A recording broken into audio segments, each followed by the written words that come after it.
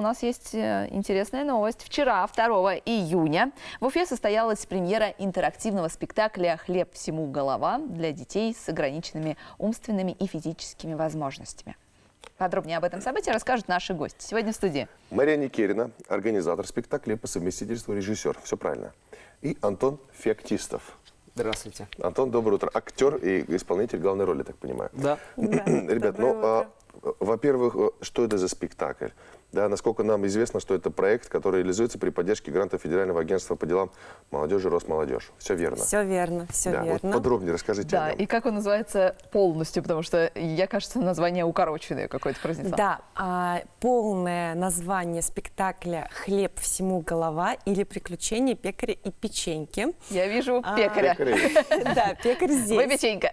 Нет, Печенька спит. Печенька, скорее всего, даже не спит. Печенька – это такой очень, знаете, необычный персонаж, потому что Печенька сначала была не живой, а потом она стала живой. Пьесу к данному спектаклю писал московский драматург Иван Корсуновский. Он же помогал делать художественное оформление спектакля, и он же в том числе режиссировал нас удаленно. Так тоже, оказывается, можно делать. Вот у нас, это был наш первый опыт, и у нас все очень достойно получилось. То, что касается самого спектакля, он именно предназначен для детей с ограниченными возможностями. Вообще, это была такая у нас мечта сделать для них отдельный проект и отдельно для них создать спектакль, который будет им доступен и будет адаптирован сразу изначально для них. Потому что ранее, 6 лет, ну вот на протяжении 6 лет и вообще существование театра Мэри Поппинс, кстати, 1 июня нам исполнилось 7 лет, мы всегда это делали за свой счет. И это было очень сложно. То есть мы обычные спектакли адаптировали под них. А здесь несколько задач. Здесь, во-первых, нужно было оставить его интерактивным, точнее, поставить интерактивным. А второй момент – это то, что нужно было учесть все виды ограничений, которые могут быть, потому что нет такого, что к тебе приходит одна категория ограничений.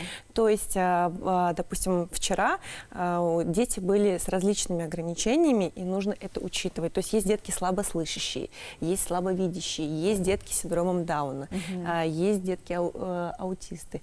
И все вот эти вот ограничения, они так или иначе по-разному воспринимают, во-первых, и мы, уже имея отработанный материал, должны в процессе переформатироваться и подключаться в зависимости от их реакции, то есть как они реагируют, то есть на разную, на музыку, на то, как общается с ними главный герой. Но на его прическу. На его прическу. Но то, что самое классное вчера, что я какую себе задачу ставила, самую главную, моя своя задача была, это чтобы дети поняли смысл, и они его поняли. И вот это было важно. У меня вопрос. Как появился в начале нашей беседы, так он и все еще у меня висит. Что значит интерактивный спектакль? Вот я слышу, что интерактив, реакция детей. В чем суть его тогда, вот именно интерактивного? Можно я Да, начну? конечно. Это означает, что весь спектакль ведут не актеры, а дети. Это как?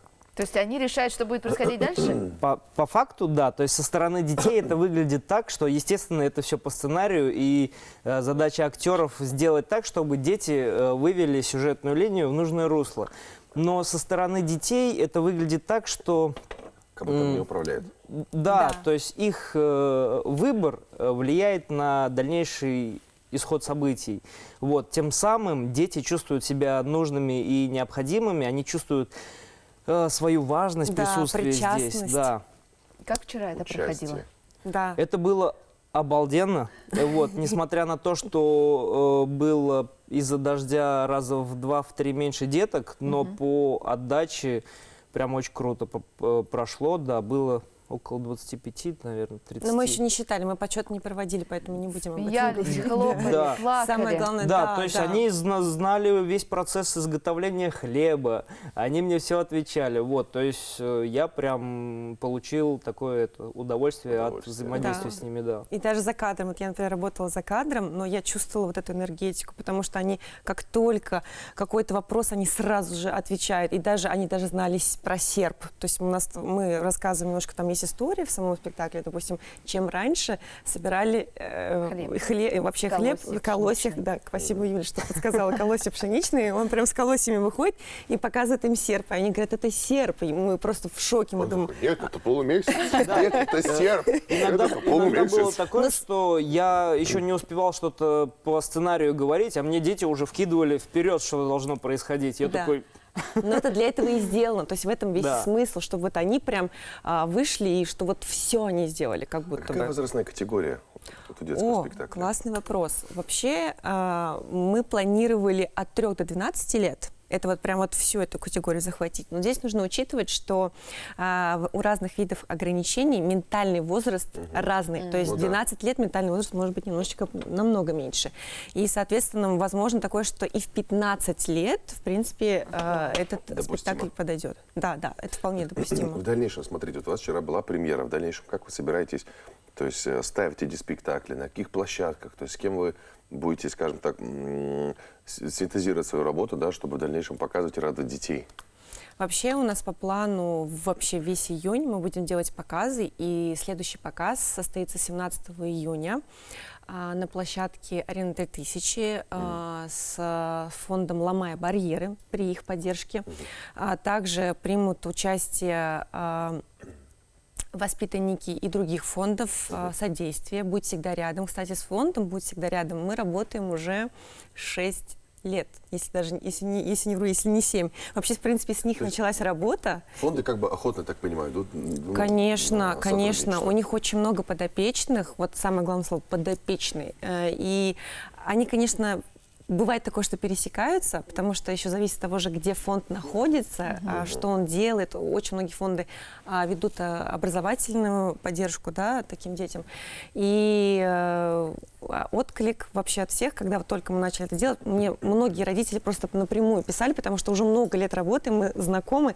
И они спрашивали, когда вот мы хотим прийти. И вот многие, кто вчера не смог, я вот жду их 17 числа. Кого-то даже хочу из Бирска пригласить, но дело в том, что, скорее всего, мы в Бирск поедем. Я так понимаю, что... Да, финальный вопрос, потому что лимитировано у нас время беседы. Смотрите, это только будет по Уфе или вот как раз-таки раз уже затронули Бирск, или будет какие-то, так скажем, гастроли по другим городам республики? Обязательно.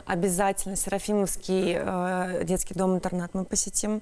Это обязательно по плану Бирск. Потому что у нас там прям есть девочка, но тоже очень много лет, на 6 лет ходит на все наши спектакли. Обязательно туда, в Белорецк. Вот недавно позвонили, тоже очень хотим туда съездить.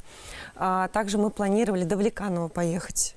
Но, знаете, там мы хотим именно при домах культуры собирать, там, где есть доступная среда, для того, чтобы удобно было именно таким детям прийти, расположиться, сесть в зал, чтобы не было никаких там, знаете, таких ограничений, которые бы помешали бы им и доставили какие-то неудобства. Я очень сильно за это переживаю и прошу максимально организующую сторону эти моменты учесть, потому что родителям и так тяжело с такими детьми, и хочется, чтобы вот в такие минуты они пришли, выдохнули, да, могли спокойно сесть и почувствовать поддержку, и в этом плане фонды, они полностью, знаете, сопровождают от начала до конца, и мы прям плотно взаимодействуем, работаем, и у нас такая прям очень, синергия такая сильная. Нелегкий труд. Ребят, спасибо вам большое за то, что пришли. В вашем нелегком труде я желаю вам успехов, и терпения, самое главное. Спасибо.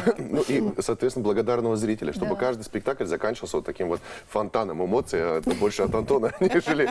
и от детей, естественно, тоже. У нас в гостях были Мария Никерина, руководитель театра Мэри Поппинс и по совместительству организатор спектакля «Хлеб всему голова», и главный исполнитель, он же пекарь, повар и хороший человек Антон Феоктистов.